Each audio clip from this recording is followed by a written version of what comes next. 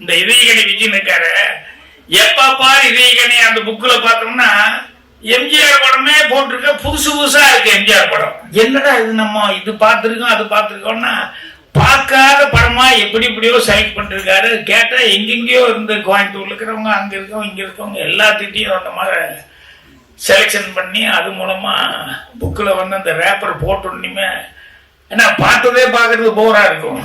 ஆனா அந்த எம்ஜிஆர் அப்படிங்கிறது வந்து அவ்வளவு வித்தியாசமான போட்டோக்களை வந்து திரும்ப திரும்ப திரும்ப திரும்ப அவர் இதை கண்ணி இப்போ சிவாஜி சார் வச்சு இன்னொரு பத்திரிகையோட அவரை பற்றி ஒரு புக்கு போட்டுக்கிட்டு இருக்காரு. எல்லாமே அவர் வந்து ரொம்ப ஃப்ரெஷ்ஷாக இது பண்ணுறாரு.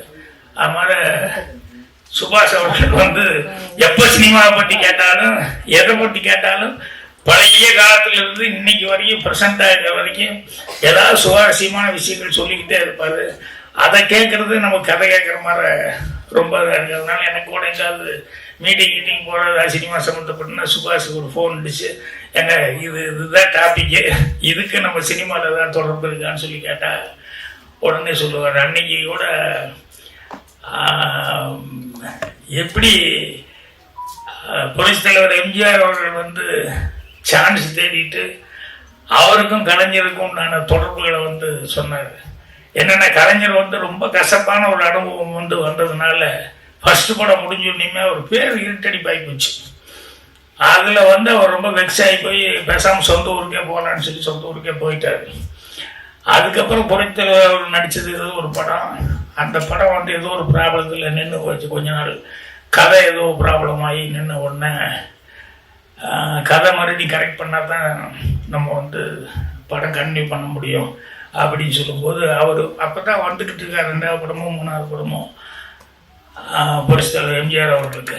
அவர் வந்து இல்லை அதுக்கு ஒரு நல்ல ஆள் இருக்கார் அப்படின்னு சொல்லிட்டு அவர் வந்து இங்கிருந்து சொந்த ஊருக்கு கலைஞருக்கு வீட்டுக்கு போய் அவரை வந்து இந்த மாதிரி இப்படி ஒரு கதை இப்படி அந்த கம்பெனிக்கு தேவைப்படுது, இப்படி ஒரு பிரச்சனை, நீங்கள் வாங்கன்னா கலைஞர் அந்த கசப்பான அனுபவத்தில் பேக்யார்டில் போய் நின்ட்டார் வீட்டில். நான் ராமச்சந்திரன் வந்து என்னை பார்க்க வந்திருக்காரு, பழைய ஃப்ரெண்ட்ஷிப்லாம் நினச்சேன். அவர் என்னை சினிமா கூப்பிடணும்னு வந்திருக்காரு, அதனால் நான் பேசலை, நீங்களே ஏதாவது ஒன்று சொல்லி அனுப்பிச்சிருங்கன்னு வைஃப் அம்மா கிட்ட எல்லாம் சொல்லி அனுப்பிச்சிட்டாரு.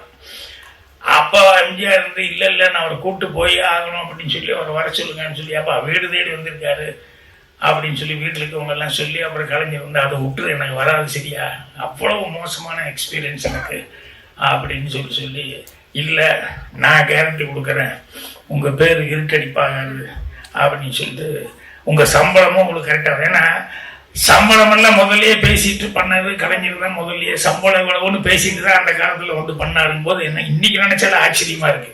ஏன்னா வீட்டுக்கு அனுப்பிச்சிடுவான் போடா அப்படின்ட்டு, என்ன நீ சான்ஸே கொடுக்குறதே பெருசு, என்ன முதல்ல சம்பளம் இவ்வளவு கொடுக்கணும்னு சொல்லி அது ஒரு பெரிய டைரக்டர்கிட்ட எனக்கு அப்படி இருந்தால் தான் நான் வருவேன்னு சொன்னவர்.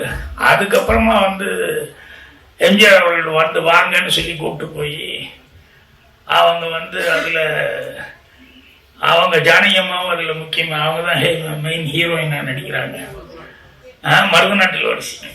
அதுக்கப்புறமா கலைஞர் அவர்கள் போய் உட்கார்ந்து அதுக்கப்புறமா அவருடைய சினிமா வேண்டான்னு போய் இருந்தவரை வந்து எம்ஜிஆர் அவர்கள் போய் கெஞ்சி கூத்தாடி கூப்பிட்டு வந்து அப்புறம் இன்னைக்கு வரைக்கும் அவருடைய 100ஆண்டு கொண்டாடும் போது கூட சினிமாவில் என்ன சாதிக்க முடியுமோ அவ்வளவு சாதனைகளை அவர் செஞ்சிருக்காரு. ஸோ இந்த மாதிரி நிறைய விஷயங்கள் எல்லாம் வந்து நம்ம சுபாஷ் அவர்கள் சொல்லும்போது கேட்க ரொம்ப ஆவலாக இருந்துகிட்ருக்கோம். அவ்வளவும் கரெக்டாக அந்த சான்றுகளோட அந்த படத்தை எந்த படம் எப்போ எப்படி நடந்தது அப்படின்னு சொல்லிட்டு அவ்வளோ பர்ஃபெக்டாக எல்லாமே ஞாபகம் வச்சுக்கிட்டு அவர் சொல்லிக்கிட்டு இருக்காரு. ஸோ அந்த மாதிரி அனுபவம் உள்ளவங்க எல்லாருமே வந்து இதில் வந்து இந்த அவார்ட்ஸ் கமிட்டியில் வந்து இருக்கிறாங்க. ஸோ இந்த ட்ரீம்ஸ் மீடியாவுடைய அந்த மூவி மேட்ச் இந்த ஃபெஸ்டிவல் வந்து நிறையா திறமையான ஆட்களை வந்து திரையுலகுக்கு அறிமுகப்படுத்துறதுக்கான ஒரு சிறப்பான ஒரு ஃபெஸ்டிவலாக இருக்கும் போது. ஸோ இதில் எத்தனையோ பேர் கலந்துக்கு போகிறாங்க. ஆனால் அவங்க வந்து அதில் பெஸ்ட் அப்படின்னு சொல்லி ஒரு 10-20 வந்து ஏதோ செலக்ட் பண்ணி அப்புறம் அதில் வந்து ஃபில்ட்ரு பண்ணி எங்கிட்ட ஒரு 10 அப்படின்னு சொல்லி கொண்டு கொடுத்து அப்புறம் நான் அதில் வந்து 1 2 3 4 5ன்னு சொல்லி 5 வரைக்கும் நீங்கள் செலக்ட் பண்ணுங்க அப்படின்னு சொன்னாங்க.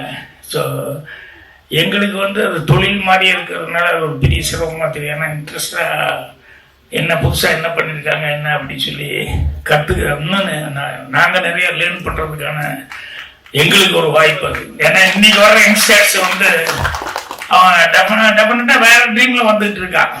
இப்போ நான் சொன்னேன்னு எம்ஜிஆர் ஜாதகத்தை கொடுத்து சான்ஸ் வாங்கலாம் அப்படின்னு சொல்லிட்டு, இந்த ரஜினிகாந்த் ஜாதகத்தை கொடுத்து சான்ஸ் வாங்கலாம். அது மாதிரி நீ ஒன்று போட்டீங்கன்னா நான் அந்த ரூட் விட்டேன், நான் இந்த ரூட்ல வர்றேன் அப்படின்னு சொல்லிட்டு இன்னைக்கு இருக்கிற இளைஞர்கள் பூராமே வந்து யாருக்கையும் அசிஸ்டண்டா போய் சேராமையே சினிமாவை பார்த்து சினிமா முடிக்கிறதுக்கான திறமைசாலிகள்லாம் நிறைய பேர் இருக்காங்க. அதனால அந்த மாதிரி திறமைசாலிகள், ஏன்னா காலேஜில் படிச்சுட்டு இருக்கும்போதே அவங்க எல்லாம் ஃபர்ஸ்ட் இயர் அப்படின்னு சொல்லி சேரும்போதே அவங்க வந்து நிறைய காலேஜில் வந்து நான் போகும்போது பார்த்துருக்கேன். அவங்களுக்குள்ளேயே அவங்க வந்து கதை எழுதி அவங்களே டைரக்ஷன் பண்ணி அவங்களே நடிக்கிறது எல்லாமே பண்ணியிருக்காங்க. ஸோ அந்த அளவுக்கு வந்து நீ சினிமா வந்து ரொம்ப சுலபமாயிடுச்சு. என்னன்னா திறமை அப்படிங்கிறது ரொம்ப முக்கியம். எல்லாத்துக்கும் வாய்ப்பு கிடைச்சிடும், எல்லாருமே வாய்ப்பை ஈஸியாக உண்டாக்கலாம்.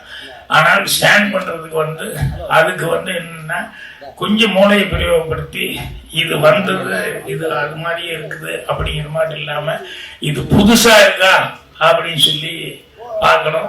புதுசாக இருக்குன்னு எது வேணாலும் புதுசாக செஞ்சுறது, ஜனங்களுக்கு பிடிச்ச மாதிரி இருக்கா அப்படிங்கிறது அது ரொம்ப முக்கியம். புதுசாக செய்யணும்னு ஏதோ ஒன்று செய்யறதை விட ஜனங்களுக்கு அது பிடிச்ச மாதிரி இருக்கா அப்படின்னு செய்யணும்.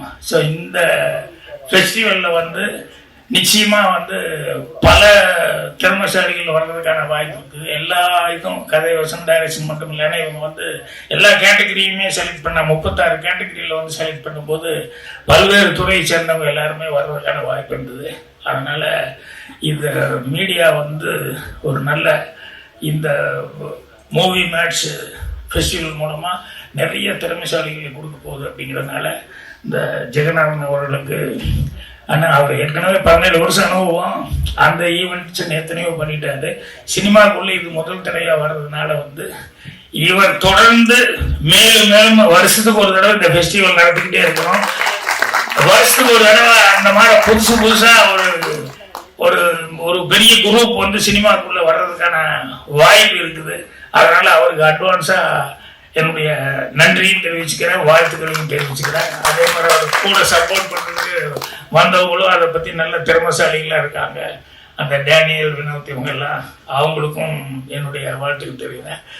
முக்கியமாக பத்திரிக்கை நீ ப்ரெஸ் மீட் அப்படிங்கிறதுனால ப்ரெஸ்ஸு அது ரொம்ப முக்கியம். ஸோ இந்த மாதிரி இவங்களுக்கெல்லாம் வந்து ப்ரெஸ்ஸுங்கிறது என்றைக்குமே அந்த திறமை உள்ளவங்களை வந்து ப்ரெஸ்ஸு வந்து என்றைக்குமே முதலில் அப்படி பாராட்டிடுது.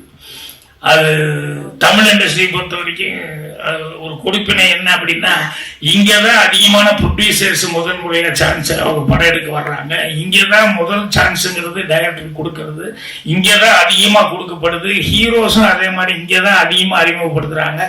இது மற்ற இண்டஸ்ட்ரியில் இருக்கிறவங்கெல்லாம் இது எப்படி தமிழுக்கு மட்டும் இது சாத்தியம்னு சொல்லி ஆச்சரியப்பட்டுக்கிட்டு இருக்காங்க.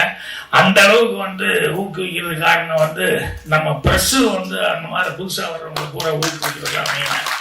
ஸோ ப்ரெஸ் பீப்புள் எல்லாத்துக்கும் என்னுடைய வணக்கத்தை தெரிவிச்சுக்கிறேன். நன்றி.